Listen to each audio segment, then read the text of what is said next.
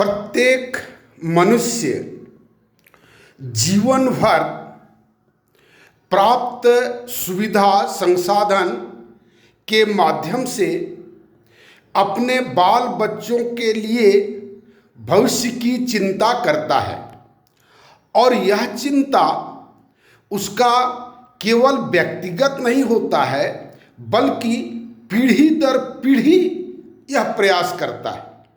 लेकिन अपना अतीत को अगर आप देखें तो कोई एक ऐसा पीढ़ी नहीं होता है, पीढ़ी का कोई व्यक्ति नहीं होता है जो ये कह सकता है कि अब हमको आने वाले जनरेशन की कोई चिंता नहीं है। अगर मान लेते हैं उपलब्धि के उस शिखर को कोई व्यक्ति प्राप्त करे जिसके बाद उसके वंशज को ये आर्थिक कोई चिंता न हो, ये कितनी बड़ी बात है। आप कहेंगे जो सोचा तो सब ने यही है, लेकिन हुआ क्या है? क्या जैसा सोचा था वैसा हो पाया है? आप तुरंत कहेंगे कि बिल्कुल नहीं हो पाया है। अगर किसी ने संपदा खूब एकत्र किया तो हो सकता है कि उसका वंश ही नहीं चला। ऐसा हो सकता है कि वह एक्सीडेंट में मारा गया, ऐसा हो सकता है कि वह कोई बीमारी से ग्रसित हो गया।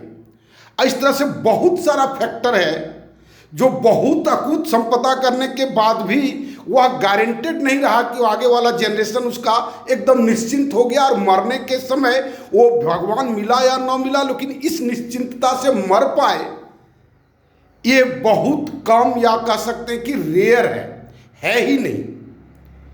क्यों? किस कारण से? लोगों ने समाज के लिए सोचा ही नहीं। एक समाज हम ऐसा बनाएं और समाज के माध्यम से ही व्यक्ति जीता है, ये कंसेप्ट ही लोगों के दिमाग से उतर गया। समाज की बात या समाज के माध्यम से जीता है अगर कोई आदमी बोलता है तो वह दिखावा है, वह छलावा करता है कि ये बात करके हम मूलतः वही संपत्ति ही हम अर्जित कर लें। और उसी के चलते लोग सोचता है कि समाज को हम ठग रहे हैं और ये नहीं सोच पाता है कि हम ठगा रहे हैं, ऐसा नहीं सोच पाता है। हम देखे हैं, हमारा जो अपना जो चिंतन करता है कि व्यक्ति अपने पुत्र के लिए या अपना संतान के लिए जितना संपत्ति जमा करके जाता है, वो करेंसी, वो कागज का टुकड़ा जो बैंक में जमा करता है, वह वास्तविक संपत्ति नहीं है। वास्तविक संपत्ति है हवा, वास्तविक संपत्ति है पानी, वास्तविक संपत्ति है उसका उत्पादन। ये वास्तविक जो नेचर का नेचुरल रिसोर्सेज जो है वो वास्तविक संपत्ति है। और उस नेचुरल रिसोर्सेज को बचाने का या उसका पुनर्जीवन क्या तो उसकी पुनरावृत्ति करने का, रिन्यू करने का कितने लोग चेष्टा कर रहे हैं। सब लोग उसको खत्म करने में लगे हुए हैं। आप देखें ना, जो कोई ऐसा भोजन हम कर लें जो पेट में डाइजेस्ट ही न हो, वो क्या होगा? सो बताइए, वो आदमी के लिए जानलेवा होगा या नहीं होगा? हम किन चीज़ों को खाते हैं या किन चीज़ों को पहनते हैं जो रिन्यूएबल है, जिसका पुनः से उसका उत्पादन किया जा सकता है, लेकिन पुनः उत्पादन करने के लिए लोगों ने समाज में कोई वैसी व्यवस्था नहीं बनाया। आज़ादी मिली, लोगों ने उस ये पूरे पृथ्वी पर लोगों ने नहीं सोचा।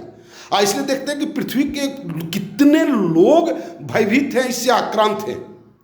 आप इन सब बातों को अगर सोचेंगे तो अगर मान लेते हैं कि जितना पैसा हम अपने संतति के लिए छोड़ कर जाते हैं, या मान लेते हैं कि उसकी नौकरी की हम व्यवस्था कराते हैं, अगर नौकरी कितना मुश्किल से नौकरी मिलती है सो आप देख सकते हैं। अगर नौकरी नहीं मिली तो बेचारा बिजनेस करता है। नौकरी मिलने के बाद वह जीवन भर 60 ईयर्स तक जॉब करता है या 65 ईयर्स तक जॉब करता है, लेकिन फिर भी वो प्रश्न उसके पास सामने खड़ा रहता है कि अब क्या करेंगे।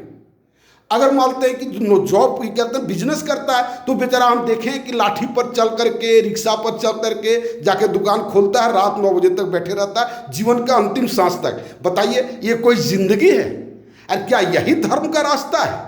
और इसी के मार्फत से लोग सोचता है कि हम परमानंद को प्राप्त कर लेंगे। लोगों ने क्रम को उल्टा रखा।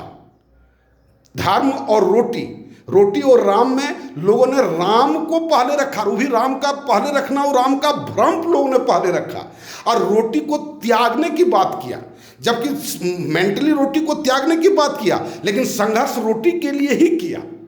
ये जो दो मैंने कह सकते कि ये जो डायलिमा है इस डायलेमा से पृथ्वी का हर आदमी ग्रसित है, हर आदमी ग्रसित है।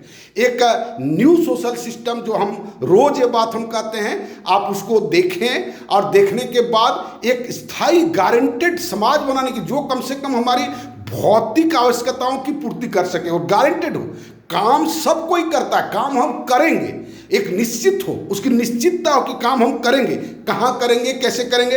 एक मित्र ने कहा कि क्या कहें सर, नौकरी तो मिली मरखप करके किसी तरह से, लेकिन क्या ये नौकरी है हमको समझ में नहीं आता है। न घर में है, न द्वार में है, न माँ बाप के साथ है, न बाल बच्चा को ठीक से पढ़ा पाते हैं, यहाँ दौड़ते हैं वहाँ दौड़ते हैं, क्या कहें ये जॉब है, क्या कहें हमको समझ में नहीं आता। तो क्यों नहीं समाज बनाने की चेष्टा करते हैं जहाँ पर सुविधा कौन करेगा, अकेले कैसे हो सकता है, कौन साथ देगा।